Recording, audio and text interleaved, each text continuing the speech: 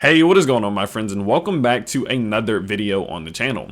On today's video, we are going to be taking a look at Solana. Now, you guys do know that over the last few days, Solana had been struggling. We did see the price kind of falling slowly and consolidating as we were seeing network exhaustion causing problems with the blockchain, but it does seem as if some of those may be resolving themselves. And so with that being said, of course, I do want to talk about what I am expecting the price to do from here, what my expectations are, and more, so definitely do stay tuned for that. Now, one thing we are seeing from the majority of our cryptos right now is actually pretty promising, right? So we did see that with total market cap 2, just a brief summary of what the market's doing, just a little 1-minute summary. We do know that we saw total market cap 2, which is of course the total accumulation of all of the market caps of every altcoin in the cryptosphere. We saw that it did fall and create something of a bearish pennant here, of course, or a symmetrical triangle, just how you like to look at it. But we can see that over the last 8 hours, we did break out the top side of this triangle, which is an absolutely amazing sign that we may be starting to break through resistance and start to recover some of the ground that we did lose, hopefully regain this wedge. Now again, with Bitcoin dominance, we can see that it is falling at the moment. Now this is going to simply be the total percentage of the market cap that is owned by Bitcoin, and so of course when this is falling, it just goes to show that altcoins are outperforming Bitcoin. And as an altcoin investor myself, someone who puts the majority of my money into altcoins, I love to see when Bitcoin dominance is falling, as it does show that our altcoins are doing better. So it does seem like with total market cap going up and Bitcoin dominance going down, we can see that there has been a lot of bullish movement for our altcoins, as shown by some establishment of support and a possible uptrend beginning for our cryptos. Okay, now one thing we can see here is that we are possibly looking at a squeeze happening between some of our EMAs. We're also looking at a fantastic move on the Bollinger Bands themselves, and of course we're going to cover all of this in today's video, so let's go ahead and let's get it started. So what I'm going to talk about first is what we need to see happen in order for us to see this uptrend continue and where I want to see it go. Okay, so there's two things I need to see happen from the price to confirm that we will still possibly be looking at this uptrend continue. If we do not see either of these happen and we lose both of these levels, then that is a sign that we are going to look at a continuous downtrend to the downside, which could be pretty extensive without the establishment of support very soon. So now what these two levels are going to be that we absolutely must hold are going to be the 100 EMA on the 4-hour charts, and if we lose that, the last level that we have is $143. Now of course, if we were to lose the 100 EMA on the 4-hour charts, we would probably be looking at that pretty quick fall down to $143, and so we really need to pay a close eye to that number. As long as we stay above it, the things we're going to talk about in today's video will still be in application. We can still be looking at an uptrend. But if we lose $143, do anticipate that we may be looking at more of an extensive fall all the way back down to possibly around $120. Okay, now the reason or the way in which we did find $143 was simply going to be taking our Fibonacci retracement levels off of this big move that we did see. So of course, if we do go from our swing low here up to our swing high, we can see that it creates this green box, the 0.618 to the 0.786. Now, typically speaking, if we do lose the 0.786, which is this level, there's a high chance that we come down to retest that previous low and even surpass it. And so, of course, we want to see that we can hold above this level to make sure that we don't end up coming back down to some of these previous levels in which we did see over the last few weeks. Okay, so just pay mind to those, pay close attention to make sure we're simply able to hold above $143.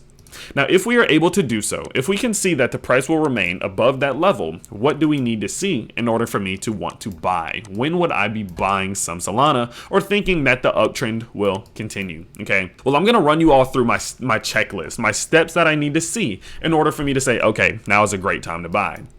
So the first step that I'm going to want to see is if we just hide our EMAs and we look at our Bollinger Bands on the 4-hour charts, we can see that our price has been bouncing under our 20 simple moving average. Of course, that's the orange line that runs on your Bollinger Band, between your Bollinger Bands, which creates the middle of this envelope. Okay, so we want to see that we're able to recapture that and close above it. That's the key word: close above it and open above it. Okay, so what I want to see is we are able to do something like we saw here, get these two closes above it and are able to hold it. Now, I know in this example we did lose it, but I'm talking about coming off the bottom. I want to see us be able to come up to the bottom, get a close above it, open above it, and close above it again, right? Get those two green candles up there. We've been unable to do it multiple times. In this example, we wicked above it, but when we were unable to hold it. In this example, we closed above it, but then closed below it in the next chart, or the next bar, and we've been unable to get those two strong closes above it, okay?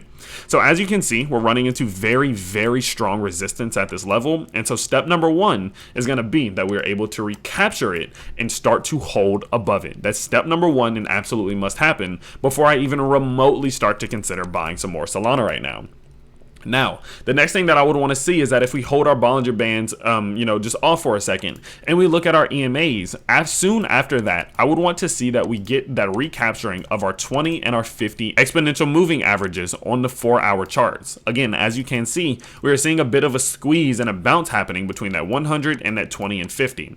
So what I want to see, of course, is a positive bullish breakout to the upside of that squeeze, which would then represent that we are breaking resistance, that this upward buying pressure is stronger than the downward selling pressure, and it would be a great sign that we may be looking at a great buying opportunity very, very soon. So again, not only do I want to see us clear the 20 simple moving average, which is right here, I also want to see us be able to clear the 20 and the 50 exponential moving average on the 4-hour charts, okay? Now, last but not least, if we are able to do that and we're able to hold support above that level, currently speaking, to give a number, I'm looking to see the price climb roughly above, I would say, $165. Let's go 166. If we can clear $166 and hold it, I'd be confident to say that there's a good chance that we may be looking at a continuation to the upside, okay? That's going to be the next step. Now, step number 3 of 4 is going to be that we are able to clear this Fibonacci level that was created by this big volatile move, okay? Now, typically speaking, I don't tend to look at the short-term Fibonacci levels. I tend to look at it from more of a mid-term perspective. But when we see a big volatile move of this nature, I like to pay close attention to them, as the resistance levels that will be provided from that big move tend to be pretty strong, okay? So what we're going to do is we're going to go swing high down to swing low. And as you can see right here, our 786 is formed at $172. This is going to be step number 3. We absolutely must clear this level, right? There is still a strong chance that even if we clear 166, that we come back up and hit our heads on 172 and are unable to continue back upwards, that we lose our EMAs and we start to work our way back down, okay? So we absolutely want to see that if we clear $166, which just coincidentally happens to be our 0.618 level, that we need to clear 172, okay? So remember, we clear 166, we clear 172. That's going to be our brief steps. Now, the very last thing that I'm going to want to see on the charts before I'm willing to buy some Solana is going to be the final completion of the reversal. Now, what that's going to look like is that if we are able to clear $172, I'm under the belief that we will enter into this more midterm Fibonacci swing high to swing low, 0.618 to 786, between $187 and $199. If we're able to clear $172, I'm under the belief that we will then approach $190. Now, from there, this is going to create a very important moment in which we need to see the price clear $199. If we clear $199, I 100% do believe that if we hold and get 2 closes above that level, that we will go up to touch $235 for Solana, which would then look like some type of growth from that 786 of about roughly 16 to 17%. Okay, I'm fully under the belief that this will happen if we complete step number 1, which is the recapture of our 20 simple moving average and our 20 and 50 exponential moving average. We then go up to clear $172, and last but not least, clear $199 at the 786 from our swing high to swing low. I am 100% under the belief that that would be a fantastic buying opportunity in order for us to see this uptrend continue. Now, we have seen time and time again that when we're looking at our Bollinger Bands, for example, let's go ahead and let's do this. Let's get our Bollinger Bands pulled up. That when we are able to clear this 20 simple moving average, remember that's step number 1, that we will then be able to go back up to retest that high Fibonacci retracement zone. It happens time and time again. Let me explain. So for example, this is a great one. So we see here that the price started to get trapped under this 20 simple moving average right here, right? So what we saw is that the moment that we were able to clear this 20 simple moving average and establish support just right here, if we went from our highest recent swing high down to the swing low we created, once we were able to surpass that 20 simple moving average, we then started to interact with that 618 to that 786, okay? Now, if we go look at some more examples, just a few more, let's look at any of them. I mean, it's pretty much every single time. Let's go a little bit more back. Here we go. So what we can see, the price was absolutely stuck under this 20 simple moving average, unable to clear it, but it finally did so. Once we saw that big burst through and a close above it, right, and we saw that opening on the next one above it, still green, we can see, right, that here, boom, boom, we cleared that 20 simple moving average, immediately went back up to clear that 786. Boom, this is our buy zone. That 786, let's make that a little bit pretty. There we go.